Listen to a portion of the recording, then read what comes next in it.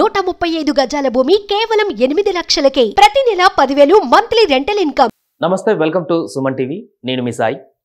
పిచ్చి పలు రకాలు అన్నట్లు ఈ మధ్య కాలంలో ఈ రీల్స్ కానీ యూట్యూబ్లో షార్ట్స్ కానీ ఇలాంటివి వచ్చిన తర్వాత ఒక్కొక్కరు వారి గుర్తింపు కోసం రకరకాల వీడియోలు చేస్తూ అందులో అప్లోడ్ పెడుతున్నటువంటి సన్నివేశాలు మనం చూస్తున్నాం. కొన్ని కామెడీగా ఉంటే, మరికొన్ని ఆశ్చర్యకరంగా అనిపిస్తే, మరికొన్ని తీవ్ర విమర్శల పాలవుతాయి, ఇంకొన్ని అయితే చాలా క్రైమ్కి గురయ్యేటువంటి అంశాన్ని కూడా తీసుకువస్తున్నాయి. అలాంటి ఒక దౌర్భాగ్యమైనటువంటి పని ఒక వ్యక్తి చేశాడు.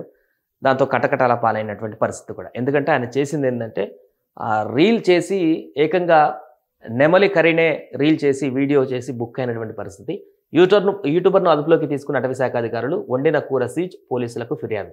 ఇది ఎంత దరిద్రుడు అని చెప్పండి. ఇంకా నెమలి కర్రీని వండడమే ఒక పెద్ద పాపం, దాన్ని పట్టుకోవడమే నేరం అయితే దాన్ని ఇంకా అధికారికంగా రికార్డ్ చేసి వీడియో చేసి పెట్టాడంటే ఆ వ్యక్తి ఏ రకమైనటువంటి మైండ్ సెట్తో ఉన్నాడో చూడండి.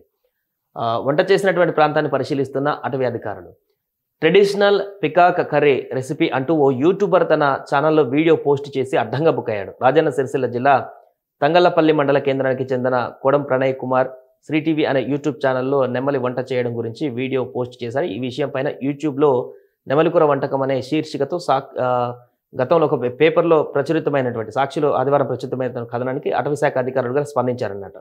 తంగళ్లపల్లిలో వంట చేసిన స్థలాన్ని పరిశీలించి ప్రణయ్ కుమార్ను అదుపులోకి తీసుకున్నారు. జిల్లా ఫారెస్ట్ రేంజ్ అధికారి కల్పనాదేవి మాట్లాడుతూ వంటకాన్ని స్వాధీనం చేసుకుని ఫోరెన్సిక్ ల్యాబ్కు పంపించినట్లుగా తెలిపారు. ఇప్పటికే నెమలి పేరుతో వీడియో పెట్టినందుకు అటవీ చట్టం ప్రకారం కేసు నమోదు చేశామని, పలు అటవీ జంతువులు పక్షుల వంటకాల వీడియోలను కూడా పోస్ట్ చేసినట్లుగా గుర్తించామన్నారు. దీనిపై పోలీసులకు ఫిర్యాదు చేయనున్నట్లుగా పేర్కొన్నారు. తనిఖీలలో ఫారెస్ట్ సెక్షన్ అధికారి Shravan Kumar, beat officer MA Khaleel సిబ్బంది పాల్గొన్నారు. సో అతను ఆ ఛానల్ ఇంతకుముందే ఇంకా వివిధ రకాల పక్షులు వాటికి సంబంధించిన వంటను కూడా చేసి పెట్టినట్టుగా గుర్తించారంట. పోలీసులు అక్కడికి చేరుకున్న తర్వాత మొత్తానికి అతను అదుపులోకి తీసుకున్నారు.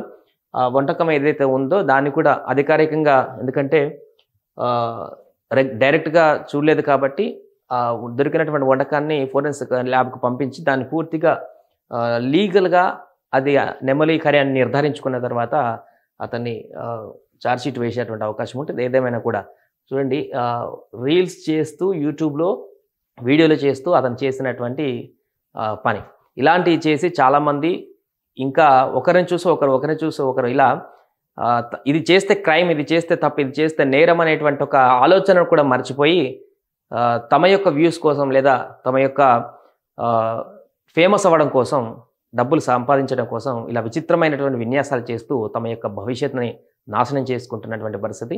సో ఎవరైనా కొత్తగా ఇంకా ఇలాంటి రీల్స్ కానీ వీడియోస్ కానీ చేయాలనుకున్నప్పుడు 1కి 2 సార్లు ఆలోచించి చట్టం ఏం చెప్తుంది, గైడ్లైన్స్ ఏ విధంగా ఉన్నాయి, మన పరిమితి ఏంటి, ఎంతవరకు మన లిమిట్స్ ఉన్నాయనేటువంటి పూర్తి అవగాహన ఉన్న తర్వాతనే ఇలాంటి పనులు చేయాలని కూడా ఈ సందర్భంగా గుర్తు చేస్తున్నాం.